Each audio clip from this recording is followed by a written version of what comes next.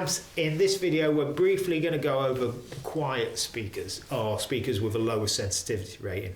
Now, the customer here spoke to us, wanted a 1x12, something big sounding, not too big in size, ideally something that's not too heavy, and also something that's relatively quiet for using at home.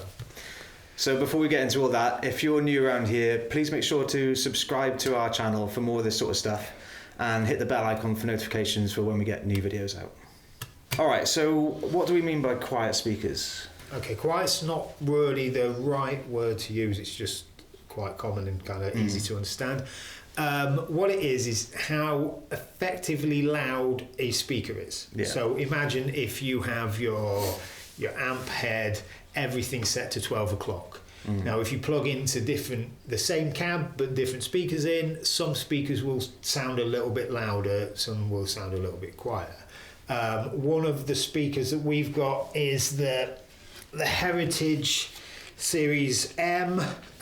This is 96 dB at 1 watt 1 meter. You could compare that to something like an EV, which I think is about 102. So what that means is if you have a microphone 1 meter away from the speaker and you put 1 watt through it, how loud, how big is the signal that hits the mic, and you can read. So it's about how efficient that speaker is. Yeah, that's the efficiency of the speaker. Cool. So we picked 3 of the sort of lower ratings here, haven't we, for this customer? We did, yeah. Most speakers will be between about 97 and 100. There's a fair few that are 97, which is the quieter end of things. The Heritage Greenback is 96, so that is like really the quieter end of it. Yeah. So we picked the 2 97s that we picked were the M Creamback and the Neo Creamback. The reason we were thinking there is the M Creamback isn't a million miles away from the M Heritage, and the Neo Creamback's light. And again, it's not a completely different speaker.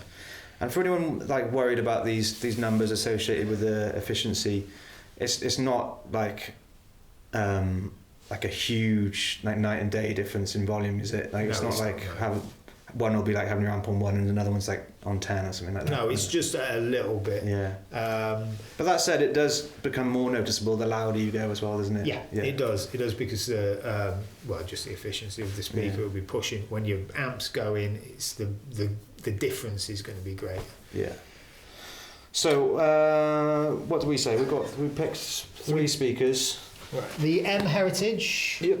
The Neo Creamback, which is in here, that's the light option, but again 97 dB. And the M Creamback. Now the 2 Creambacks are higher powered versions of supposedly higher powered versions of traditional speakers. That being the higher powered version of this. What you'll get is a different kind of frequency response is different sounds, just because they have to be made different to handle the power. If that's actually a good point to say, if you haven't seen it before, go and check out our Creamback shootout. I think that's really useful. 4 speakers, definitely in the same family, doing a kind of similar thing, but also quite different as well. Yeah. It's also worth bearing in mind, if these speakers are going into a 1x12, they've got quite different power handling capabilities, haven't they? They do, yeah, which is, again, another thing. This is 20 watts, which again is at the low end of the scale. I mean, this speaker is supposed to be a faithful reproduction of the vintage greenbacks from the 60s. So back then they didn't have the technology or the capability of producing high-powered, really clean speakers. That came a little bit later on. All right, now I think it's a good point to bring in the plane so you can hear what the speakers are doing. Yeah, that's always the main thing that's going to come down to, isn't it, how it sounds. So I think we've been criticised a little bit of not explaining what gear we're going through as much as maybe we should do. So in this little video, I've played the Strat Poise Smith Mira, and all the sounds are coming out of a Mesa Boogie Stiletto Deuce. That's a 100 watt Marshall kind of style amp, and then with some various overdrive pedals in front. And I've just gone through a couple of different styles and sounds, from clean right the way through to high gain as well. So hopefully you'll hear a range of what these speakers can do. So we'll take a listen now. Yep.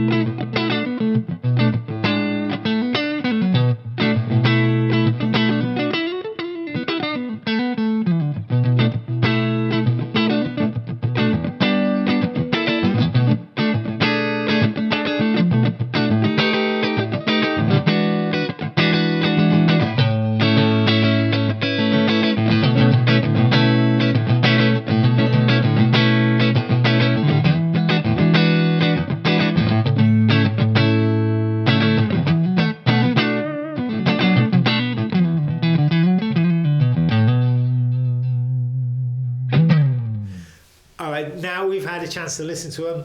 Joe, you're the guy that played them in this cab. What did you think? So first of all, I thought they all sounded really great. Yep. There's no sort of obvious one that sticks out as being at least favourite. For me, it just comes down to what kind of character you like out of them, and particularly in the mid-range. The greenback has got that more sort of classic sound that you might expect to have. It's a bit more of a barky mid kind of thing. I want to say a little bit of a kind of a woody sound as well. Yeah, totally. And then the creamback compared to that is just a bit warmer, a bit less top end sizzle to it. The M creamback. Yeah. I always think of the Neo as being a separate thing to a creamback, but it is a creamback, isn't it? Yeah. The M creamback being a bit warmer, a bit less top end sizzle compared to the greenback, which is probably something I prefer, I think. And the Neo just, as we always seem to say, just sounds really great. It's got a really nice, bold kind of sound. Yeah. Almost like it's presence isn't the right word because it would get confused with presence on an amp, but it's got like a kind of a you know, I don't know. Your hand gesture's worrying me. It's got like and you know it's there. Yeah. The worst description of a speaker.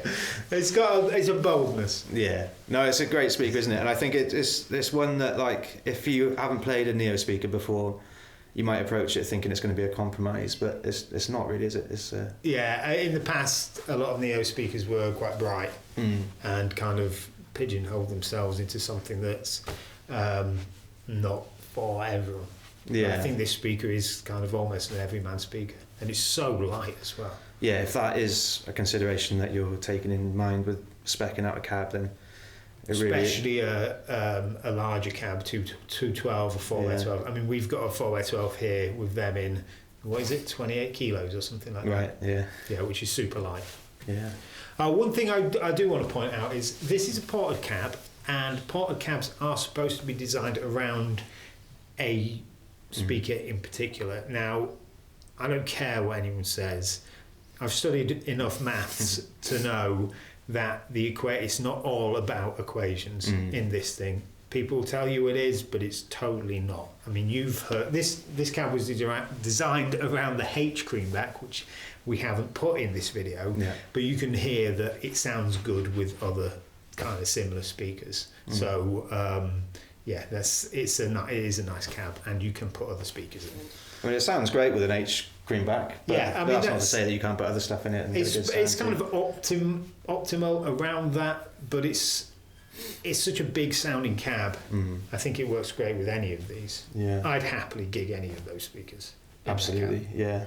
Yeah, for me, it'd probably come down to in a 1x12 just the power handling, really, and the M creamback being 65 watts is going to handle like most gig situations. Really, you're not going to be pushing more than 65 watts generally. The Neo creamback is 65 as well, isn't it? Yeah. Yeah, so there, your power's going to be fine. You did have a 100 watt head, but you weren't putting 20 watts through it anyway, so... No, I wouldn't have thought so. I think the Master was on about maybe 4 there. Yeah. So it's pretty loud in the room. We're trying to get like a nice warm guitar tone that's moving there a bit, but it's certainly, you'd be surprised. Well, you might not be surprised, or you might not be surprised, but it's, when you're using a 100 watt head, you're rarely tickling anywhere near that sort of number. Right. Alright, so I hope you've enjoyed this video and found it informative, and you've learnt something about the cabs and the speakers and listened to Joe's lovely playing. As always, we love hearing what you think. So if you have an experience of ported cabs or these speakers or quiet speakers in general, I know there's loads more out there on the market. There's plenty of Jensens that are low in the sensitivity range. What's the lowest sensitivity speaker you know of? I don't know. I've seen some Jensens at about 95. Right. Sometimes you'll get ones that are even lower. I've seen some sort of 92, 94. They tend to be smaller speakers, and to be honest, tend to be fairly crappy speakers as well. In this day and age of like being told to turn down all the time, I was wondering whether maybe someone should develop like a really inefficient speaker that sounds great, so you can crank your hair. Yeah, maybe so. Yeah. Or you could just turn down. or watch how attenuate a video. All right, yeah. Leave us a comment. Let us know what you think. And subscribe if you haven't already. See you next time. See you. Bye.